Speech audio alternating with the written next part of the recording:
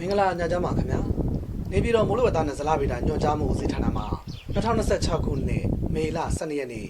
9:00နာရီချိန်ထုတ်ပြန်တဲ့မိုးလေဝသသတင်းများကိုတင်ပြပါမယ်ခင်ဗျာ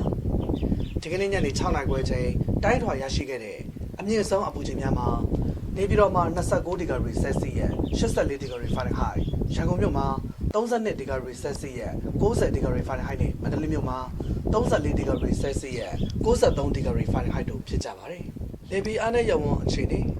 ဒီကနေ့မြန်မာစံတော်ချိန်7:30နာရီချိန်တိုင်းထွာချက်များအရဘင်္ဂလားပင်လယ်အနောက်တောင်ပိုင်းမှာဖြစ်ပေါ်နေတဲ့လေပီအားနဲ့ရဝန်းဟာဆက်လက်တည်ရှိနေပါတယ်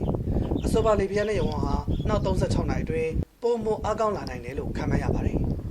ဒီကနေ့ညနေ6နာရီခွဲချိန်မိုးလေဝသဂျိုးလုံးမှာဖမ်းရရှိတဲ့ပုံရဘင်္ဂလားပင်လယ်မြောက်ပိုင်းမှာတိမ်အနှဲငယ်ဖြစ်ထွန်းနေပြီးကပ်ပလီပင်လယ်ပြင်နဲ့ကြံဘင်္ဂလားပင်လယ်အော်တို့မှာတိမ်အသင့်တက်မှတိမ်ထူထပ်နေပါတယ်မြန်မာနိုင်ငံပေါ်မှာတော့ရခိုင်ပြည်နယ်၊အေရဝတီတိုင်းဒေသကြီး၊ပဲခူးတိုင်းဒေသကြီး၊ကရင်ပြည်နယ်၊ကယားပြည်နယ်၊မွန်ပြည်နယ်နဲ့တနင်္သာရီတိုင်းဒေသကြီးတို့မှာမိုးတိမ်တောင်များဖြစ်ထွန်းလျက်ရှိပြီးအဆိုပါမိုးတိမ်တောင်များရွှေလျားရနေရာတစ်လျှောက်မှာမိုးရွာသွန်းခြင်းနဲ့အတူလေပြင်းတိုက်ခတ်ခြင်းမိုးတိမ်ချုံခြင်းမိုးကြိုပစ်ခြင်းလျှက်စီးလက်ခြင်းနဲ့မိုးတိမ်ကျွေခြင်းစတဲ့မိုးလေဝသဖြစ်စဉ်များဖြစ်ပေါ်နေမှသဖြင့်ကြိုတင်သတိပြုနိုင်ပါရန်အကြံပြုအပ်ပါတယ်။ကြံတိုင်းဒေသကြီးနဲ့ပြည်နယ်များမှာတော့တိမ်အသင့်တက်မှတိမ်တူထက်နေတာကိုတွေ့ရပါတယ်။မြမပင်လယ်ပြင်မှာလိုင်းအသင့်အင့်ရှိပါမယ်။လိုင်းမြင့်မှာမြမကင်မရာတစ်ချောင်းနဲ့ကမ်းလွန်ပင်လယ်ပြင်တို့မှာ9ပေမှ9ပေခန့်ရှိနေပါတယ်။မနက်ဖြန်မိုးတက်ချိန်ထိခံမှန်းချက်များအနေနဲ့ကတော့ချင်းပြည်နယ်နဲ့ကယားပြည်နယ်တို့မှာနေရာကျကျ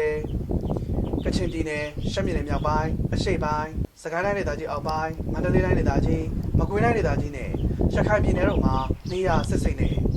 စကိုင်းတိုင်းဒေသကြီးထပ်ပိုင်းရှမ်းပြည်နယ်တောင်ပိုင်းနေပြည်တော်အေရဝတီတိုင်းဒေသကြီးရန်ကုန်တိုင်းဒေသကြီးပဲခူးတိုင်းဒေသကြီးကရင်ပြည်နယ်မွန်ပြည်နယ်နဲ့တနင်္သာရီတိုင်းဒေသကြီးတို့မှာနေရာအနှံ့အပြားမိုးထချုံရပြီးအေရဝတီတိုင်းဒေသကြီးရန်ကုန်တိုင်း